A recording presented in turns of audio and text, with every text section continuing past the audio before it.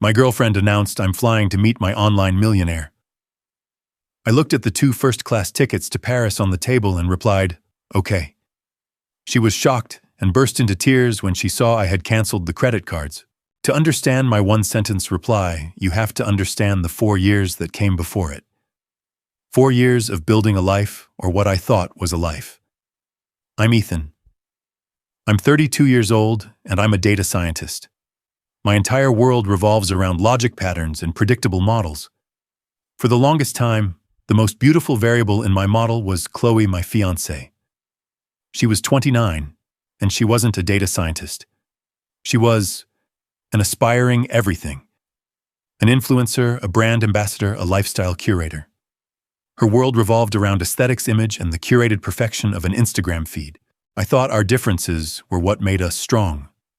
I was the stable foundation. She was the beautiful design built on top of it. I provided the security, and she provided the sparkle. I paid the rent on our apartment, handled the bills, managed the savings. She picked the restaurants, decorated the living room, and made sure we always had something photogenic to do on the weekends. It seemed to work. The model was stable, or so I thought. This Valentine's Day was supposed to be a major data point in our story, a confirmation of the entire project. For 3 months, I had been planning the ultimate surprise. Not just a fancy dinner, not just jewelry. I had booked 2 first-class, non-refundable tickets to Paris for a 5-day trip. I had pictured her face when I showed them to her. The gasp, the tears, the frantic scramble to find the perfect outfits. I imagined the flood of content she would create. The Eiffel Tower, selfies, the croissant, boomerangs, the posts captioned, "My fiancé is better than yours." I was building a memory for her in her language. I was investing everything into one perfect, undeniable gesture. But looking back now, the data was already corrupted. The red flags were there, hiding in plain sight, like outliers in a dataset I refused to clean. It started with a name, Leo. He was just a friend from a Discord server, she'd said. A crypto genius who understood the new world of finance. His name started popping up in her stories more and more. Leo says Paris is overrated, the real scene is in Miami. Leo just bought a new NFT that's worth more than our car. I'd brushed it off. I worked in data. I knew 99% of the crypto world was hype and speculation. He sounded like a cliché. Then came her restlessness. Our quiet nights and the ones we used to cherish became boring. My suggestion to go hiking was met with a sigh. "I can't really post a picture of us sweating up a hill, can I?" she'd said, only half joking. She started talking about our life not as something we were living, but as a brand we were failing to build. She would scroll through her friends' feeds, pointing out their trips to Dubai, their new designer bags, their box seats at the game. She wasn't just observing, she was comparing. And our life, my stable, logical, well-planned life, was coming up short. The final warning sign came about a month before Valentine's. She sat me down, her face serious. "Ethan, I need to be honest. I feel like I'm not living up to my potential." I thought she was going to talk about her career. Instead, she said, "I need more experiences. I need to be spontaneous. I feel like our life is just comfortable." Comfortable. She said the word like it was a disease. I had spent 4 years building comfort and security for us, and she was telling me it was a cage. I should have seen it then. She wasn't my partner in building a life. I was just the financier for her project of self-discovery, a project whose terms and conditions were constantly changing without my knowledge. So that Valentine's morning, I was operating on a faulty model. I woke up early. I started making her favorite breakfast chocolate chip pancakes. The card with the Paris tickets was sitting on the kitchen counter waiting for the perfect moment. The whole scene was set for the grand reveal, the ultimate romantic gesture that I thought would fix the growing disconnect between us. I was about to prove that our comfortable life could be spectacular. I was about to show her that my logic and her dreams could coexist. Then my phone buzzed. It was a text from her. And with one single message, she didn't just introduce a new variable into my model. She set the entire thing on fire. She replied almost instantly. A single heart emoji. I could feel the relief in that tiny, pixelated icon. The relief of a person who just got away with something. She probably thought my one-sentence reply was weakness, that I was a pushover, too stunned or too scared to fight back. She was wrong. And in that moment, as I stared at the heart emoji, a profound truth about power became crystal clear. We're often taught that strength is about confrontation, about arguing your point until you win. But there's a greater power, a quieter strength found in the simple act of choosing not to participate. This quiet exit isn't the move of a loser. It's the strategy of someone who realizes the game is no longer worth their energy. When I said, okay, I wasn't surrendering. I was taking away her greatest weapon, the argument she craved, the drama she expected. By refusing to play a role in her script, I rendered her betrayal meaningless and shifted the entire focus to my next move. It's a paradox in so many battles. The only way to truly win is to refuse to fight. You just calmly walk away from the chessboard, taking your king, your self-respect with you, leaving your opponent alone with the empty game they created. My game was just beginning. The first phone call took less than 5 minutes. I dialed the number on the back of my credit card. My voice was even, my breathing steady. Hello, I'd like to report a compromised supplementary card. The agent was professional. And the name on that card, sir, Chloe Sanders, I said. Please cancel it immediately, along with my primary card. New ones can be sent to my address on file. The agent didn't ask why. They never do. To them, it was just a routine security measure. To me, it was cutting the first wire. The second action was even faster. I opened my laptop, the screen reflecting my emotionless face. I navigated to the airline's website and logged into my account. There it was, 2 first-class, non-refundable tickets to Paris. A monument to a future that no longer existed. Next to it was her flight booking for that morning. A round trip to Miami with a layover in Chicago. I left her the outbound flight. She wanted to go to Miami. I wasn't going to stop her, but the return journey, that was a luxury she hadn't earned. A few clicks, a confirmation screen. The return leg of her ticket vanished into the digital ether. The refund notification hit my email seconds later. The third action required more precision. I composed a new email. The recipient was Raymond Sanders, Chloe's father. The subject line was just 2 words, the wedding. The body of the email was empty except for 3 attachments. The first was the screenshot of Chloe's text to me. The second was the flight confirmation showing a one-way ticket to Miami. The third was a link to the Instagram profile of Leo, the crypto millionaire, a profile filled with rented Lamborghinis and fake watches that a man of Raymond's generation could spot from a mile away. I let the data speak for itself. I hit send. The fourth action was severing her physical connection to my life. I called the main office of my apartment building. Hi, this is Ethan Davidson in Unit 12B. I just need to inform you that my guest Chloe Sanders will no longer be staying with me. Could you please deactivate her access key effective immediately? No problem, Mr. Davidson, the manager said. Consider it done. And then, in the sudden silence of my apartment, with the pancakes growing cold on the stove and the Paris tickets still sitting in their envelope, I went to the hall closet. I pulled out the stack of empty cardboard boxes I'd been saving for our eventual move to the suburbs. I opened the first one, the sound of tearing tape echoing in the quiet room, and I began to pack her life away.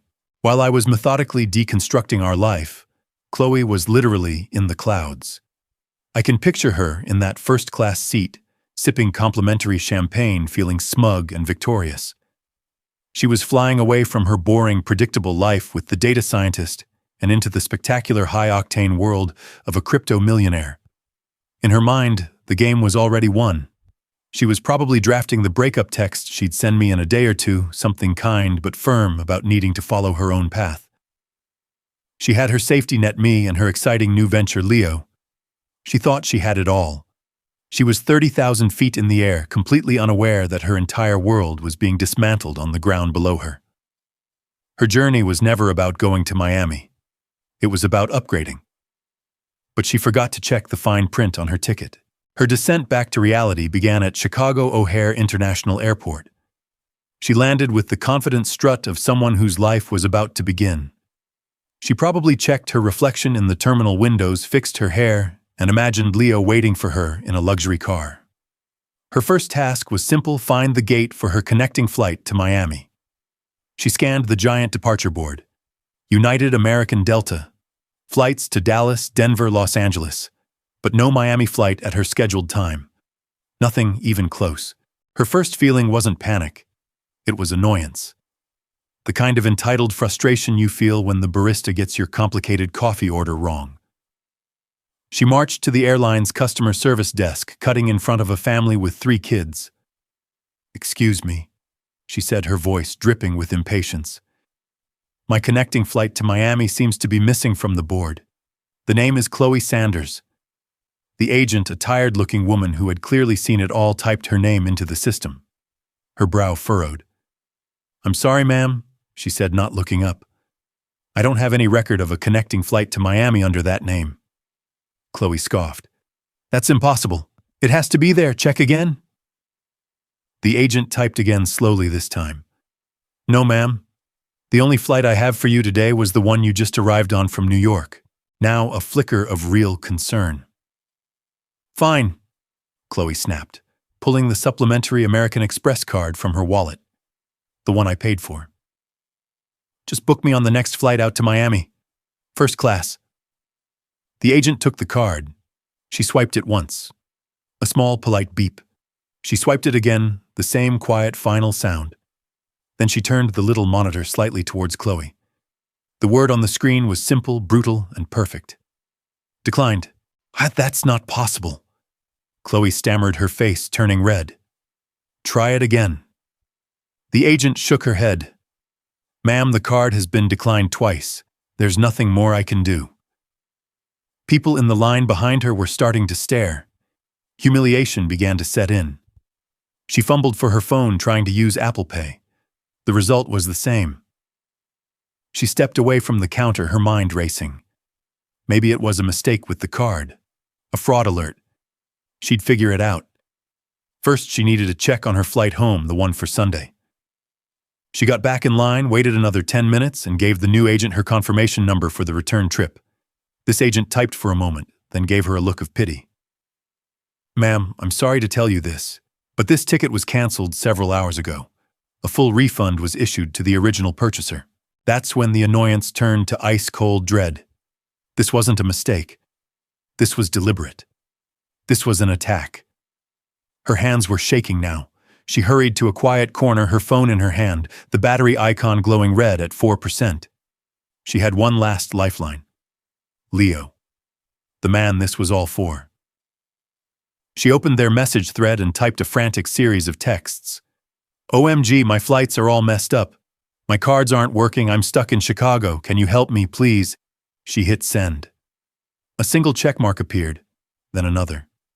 The message was delivered. She waited, her heart pounding. 1 minute, 2 minutes. Then she tried to send another message. "Leo, are you there?" This time she got an error message. "Failed to deliver?"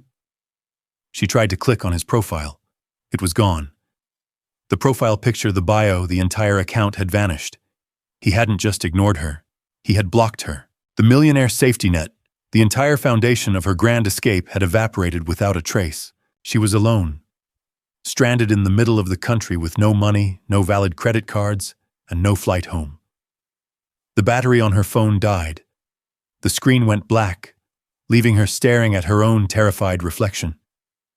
And in that moment of complete and total desperation, sitting on the floor of a crowded airport, she finally remembered the one person she had left. The person she had betrayed just that morning. The person she thought was her permanent, unbreakable safety net. She borrowed a phone from a stranger, and she called me. I was packing the last of her shoeboxes when my phone rang. It was an unknown number with a Chicago area code. I let it ring twice, then answered and put it on speaker. I didn't say anything. I just listened. For a few seconds, there was only the chaotic noise of an airport terminal. Then a voice choked with tears and barely recognizable. "Ethan. Oh, thank God, Ethan." It was Chloe. The confident, radiant woman from the airport selfie was gone. In her place was a panicked, broken stranger. She started talking, the words tumbling out in a frantic, hysterical rush. "Ethan, something's wrong. My flight to Miami, it's gone. They said it was canceled. And my credit cards, they're not working, none of them. They just keep saying declined. I'm stuck in Chicago and I can't get on a plane." I waited for her to take a breath, my own breathing slow and steady. My voice, when I finally spoke, was calm, almost clinical. "That's correct," I said, silence on her end, just for a second. What's correct?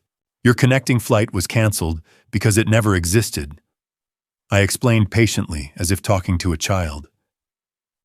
"And your credit cards were declined because I canceled them this morning." I could hear her sharp intake of breath, a sound of pure disbelief. You canceled my cards. Why would you do that? How could you do that to me?" I reported them as compromised. I said the words tasting like cold steel, which in a way they were. It seemed like the responsible thing to do. "Responsible!" she shrieked, her voice cracking. "I'm stranded, Ethan. My return ticket for Sunday is gone too. The airline said it was canceled and refunded. How am I supposed to get home?" I picked up a stack of her fashion magazines from the coffee table and dropped them into a box. "That's a good question," I said. "Your trip to Miami was always a one-way journey, Chloe. I simply adjusted the logistics to match your intentions." "That's not what I meant, and you know it," she cried. "It was just a trip. A stupid trip. I was going to come back. I was always going to come back to you." "It were you?" I asked, my voice still level, devoid of anger. "Or were you just keeping your options open?" "The data was inconclusive, so I made a decision based on the evidence you provided. You sent me a data point this morning, Chloe. A very clear one. I just acted on it." She started sobbing, then a desperate pleading sound. The anger was gone, replaced by pure terror. "Please, Ethan," she begged. "You have to fix this. Please just buy me a ticket home. I'll pay you back, I swear. I have no money. My phone is dead. I'm scared. Please, I don't know what to do." I walked over to the window and looked out at the city. It was a beautiful day. My beautiful, quiet, orderly city. "I'm sure you'll figure something out," I said. Then I paused. I let the silence hang in the air for a long, heavy second. "Why, but I wouldn't count on your father for help." Her sobbing stopped. What does my dad have to do with any of this?" And then I delivered the final fatal data point. "I sent him a brief email this morning, Chloe. Very factual. Just some information I thought he should have as the primary financial backer of our wedding. The screenshot of your text, your one-way flight confirmation, a link to Leo's impressive online profile." I took a breath. He called me back about an hour ago. He was very disappointed. He said he was arranging for someone to pick up the BMW from our apartment building tomorrow. Said he couldn't, in good conscience, continue to finance such poor decision-making. His words, not mine. The sound that came through the phone next wasn't crying. It was something else. A raw, guttural wail of absolute despair. The sound of a world built on image and entitlement and other people's money completely and utterly imploding in real time. It was the sound of consequence. It was the sound of checkmate. I listened for another moment. Then, without another word, I ended the call. The silence in my apartment was perfect. The click of the phone ending the call was the sound of the first domino falling. The rest followed in a swift, brutal, and logical cascade. While Chloe was left reeling in a borrowed corner of a Chicago airport, the world she thought she was building and the world she thought she could always fall back on was systematically ceasing to exist. The first to go was Leo. Her crypto millionaire, her ticket to a new life, had already blocked her on every platform. He wasn't a person. He was an escape hatch. And when the first sign of trouble appeared, he vanished like a ghost in the machine. He was never a part of her future. He was just a symptom of her dissatisfaction with the present. The next domino was her father. Raymond's decision wasn't based on a hysterical phone call from his daughter. It was based on cold, hard data. And that's when you realize how justice works in the 21st century. It no longer happens in loud, dramatic confrontations. It happens silently on screens. The power dynamic of our time isn't about who shouts the loudest, it's about who holds the digital proof. That screenshot of Chloe's text wasn't an accusation. It was evidence. It was a confession in her own words with a timestamp. The one-way flight confirmation was a supporting document. The link to Leo's fake profile was character testimony. In a world where everything can be recorded, your actions become your final legacy. My email to her father wasn't an argument. It was a trial that took place in his inbox with a verdict delivered in minutes. There was no room for her tears, no space for her manipulation. The evidence was absolute, and so was the judgment. Stripped of her fantasy future and her family's financial backing, Chloe was left with the humiliating task of getting home. She had to make a series of calls not to book a new flight, but to beg. She eventually reached her friend Madison, the one she probably told just hours before that she was about to start a new life of luxury. She wasn't asking for a first-class ticket. She wasn't even asking for coach. She was asking for the price of a Greyhound bus ticket from Chicago. The journey took 2 days. 2 days of sitting in a cramped seat watching the country crawl by, a journey that was the polar opposite of the glamorous flight she had started on. From champagne and leather seats to lukewarm coffee and the constant rumbling of a bus engine. Every mile was a reminder of the altitude from which she had fallen. She finally arrived back at our apartment building late in the evening, exhausted and defeated, dragging her suitcase behind her. But her humiliation wasn't over. Her key fob, the one that granted her access to the building, blinked red. Access denied. The doorman, who had seen me with her for years, looked at her with an expression of pure pity. He had to sign her in as a guest. My guest. She got up to our floor, walked to our door, and tried her key. It didn't fit. The locks had been changed. Her last shred of hope that she could at least get back inside, back to the comfortable life she despised, was gone. The doorman handed her a note I had left. It directed her to the building's storage room in the basement. And there, under the dim fluorescent lights, was her entire life. Packed away in a dozen cardboard boxes. Her designer clothes, her makeup, her collection of inspirational quote mugs. Everything was there neatly and impersonally organized. On top of the first box was a simple printed note. All of your things. You have 30 days to collect them. Why did her world collapse so completely, so quickly? The answer isn't just about a bad decision. It's about a concept called social capital. Sociologists talk about 2 kinds. The first is bonding capital, built on deep trust and genuine connection. It's the friend who lets you sleep on their couch without asking a single question. The second is bridging capital, built on superficial transactional relationships. It's the connections you make based on image status and what you can do for each other. Chloe's entire network, the one she valued so highly, was made of fragile bridging capital. Leo was a transaction. Her father's support was conditional on her upholding the family image. The friends who liked her Instagram posts were applauding a brand, not a person. My role in her life, she had revealed, was also transactional, the stable financial foundation upon which she could build her fantasies.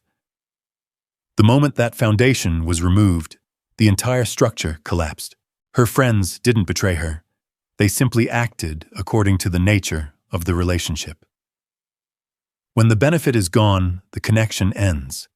She had invested her entire life in a portfolio of shallow, high-risk assets, and in the space of a single day, the market had crashed, and she was left with nothing.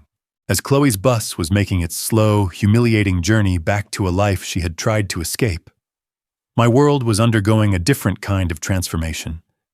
Her reality was shrinking. It was the childhood bedroom she thought she'd left forever, the disappointed faces of her parents, the empty space in the driveway where her BMW used to be. It was the deafening silence from friends who were suddenly too busy to answer her calls. Her world was a landscape of closed doors and burned bridges, and my world was quiet.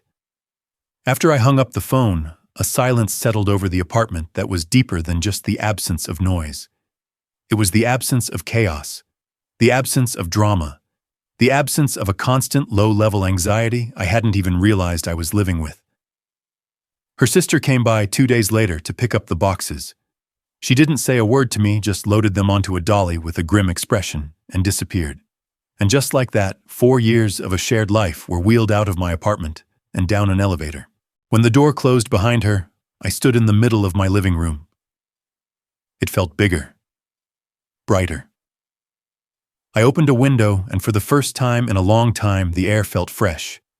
There were no more of her things scattered around, no more half-empty glasses of wine, no more piles of fashion magazines. There was just order, logic, peace. It was the most valuable thing I had felt in years.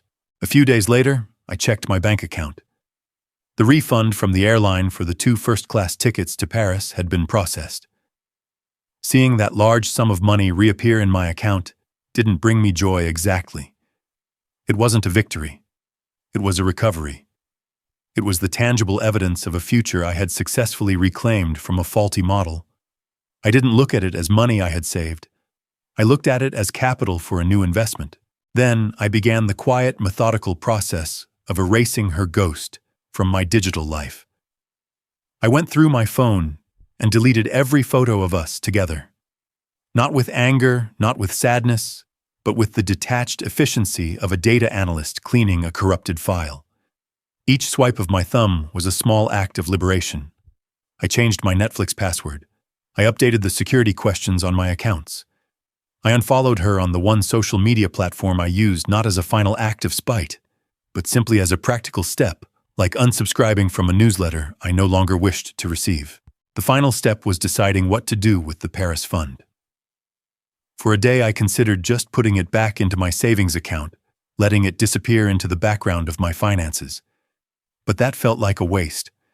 That money had been earmarked for a grand gesture, an investment in a dream. The dream had died, but the capital remained.